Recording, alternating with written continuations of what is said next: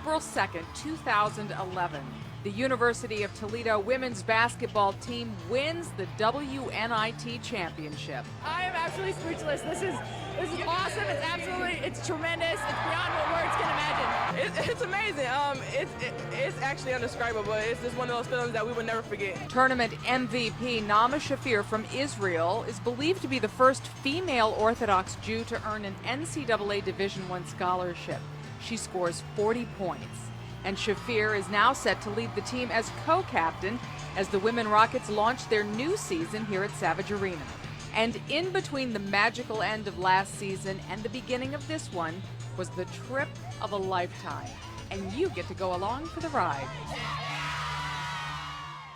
Shalom from Tel Aviv. I'm Diane Larson, 13 ABC Action News. For 10 days in August, the University of Toledo women's basketball team toured Israel, the homeland of their star player, Nama Shafir. They started here in Tel Aviv, and then they went to Jerusalem, Bethlehem. They saw the Sea of Galilee area. They went to the desert and the Dead Sea. They packed a lot into those 10 days, and I hope you'll join me as we take a look back on the Toledo champions' journey to Israel. The journey for the UT women's basketball team begins here, the parking lot of Savage Arena. It was inside that arena just a few months ago that the Rockets captured the WNIT championship with a dramatic run through the tournament field. For the players, for the guests from the Jewish Federation of Greater Toledo, and for us, the mood was upbeat as we began our journey of a lifetime. Finally, we've arrived in Tel Aviv, flight right on time, 5:30 Tel Aviv time, about 10:30 Toledo time, and a very special guest was awaiting the team right when they arrived. Great, how you doing? Looking at you. When the team passed through customs at Ben Gurion International Airport, Nama and her family were waiting right around the corner.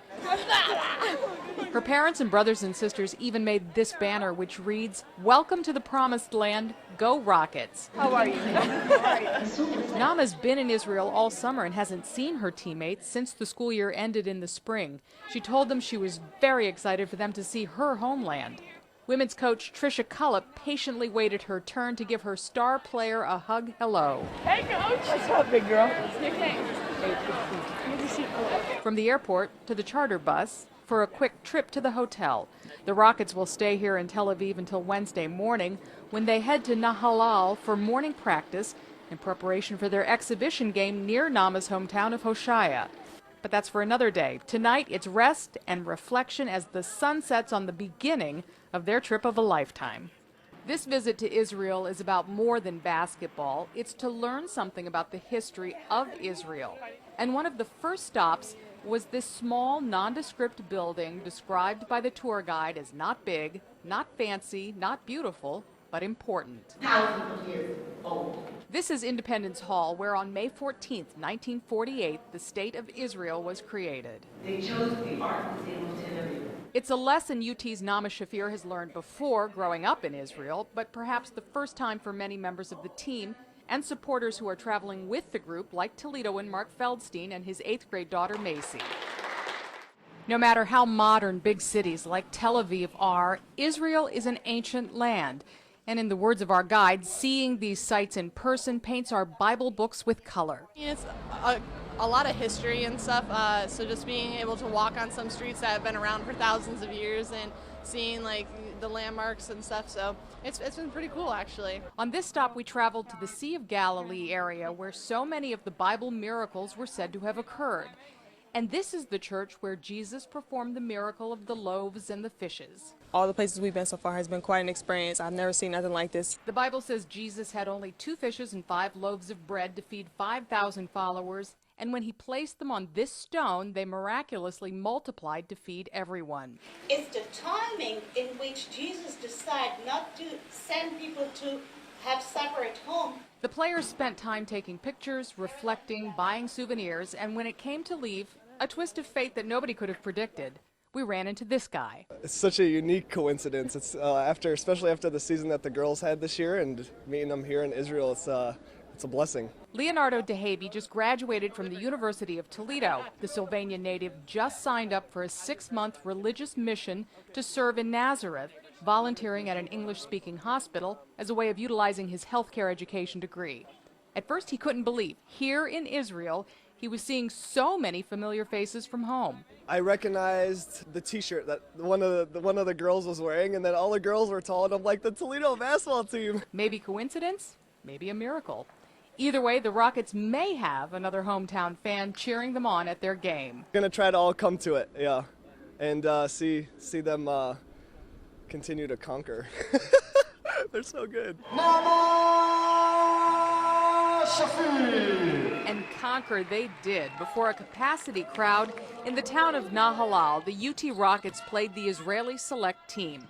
2 double-digit wins in the span of a little more than 24 hours were important for team chemistry, but the games were more than that. They were a chance to be ambassadors for the sport.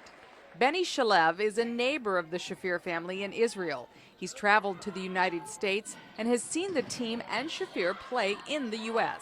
As much as I'm excited to watch her play here, it's even more exciting to see her play in the States, because when they announced that she's from Hoshaya, Israel, it's the most emotional experience that I could have. The games were also special for some highly motivated fans who came all the way from Toledo to watch their favorite team. I go to a lot of away games. I never thought I'd be coming here to see them play. And I am loving watching and seeing it through the girls' eyes, because it's a totally different perspective. Not in our wildest dreams did we ever think. But as soon as the Rockets won the NIT, and we knew they were planning on going to Israel, we just said this had to be a must. We had to accompany them on the trip to Israel. While the group had a local tour guide showing them the sights and sounds of Israel, there was also a time when a new and familiar tour guide took over. All the people who live here are Orthodox like me. We took a detour to see Hoshaya. Nama's lived there for the past 16 years with her mother, father, and 8 brothers and sisters. When the bus passed her grandmother's house a few doors down, she welcomed the team with open arms, and everybody got off the bus to hug Nama's mother. We'd just expected to look at the outside of the home, but her mother generously welcomed the whole team inside. Nama, is this your room? And they saw her basketball court out back. And after tonight's game, the entire team was invited back to Nama's beautiful home for a barbecue. The backyard of the Shafir home was filled with friends, family, and food. And this food is fantastic. Oh my goodness. I'm going to be feeling too good when I go back to the hotel. I'm going to sleep great tonight. The food's awesome. We love the burgers and everything. It's just a great night. Yeah, they know how to feed basketball players, don't they? Oh, definitely. They have experience. This meal is just amazing. Like, I don't think I've ever had food this good before. I delivered Nama a gift from Toledo's mayor's office, a glass rose to recognize her contributions to the team and Toledo.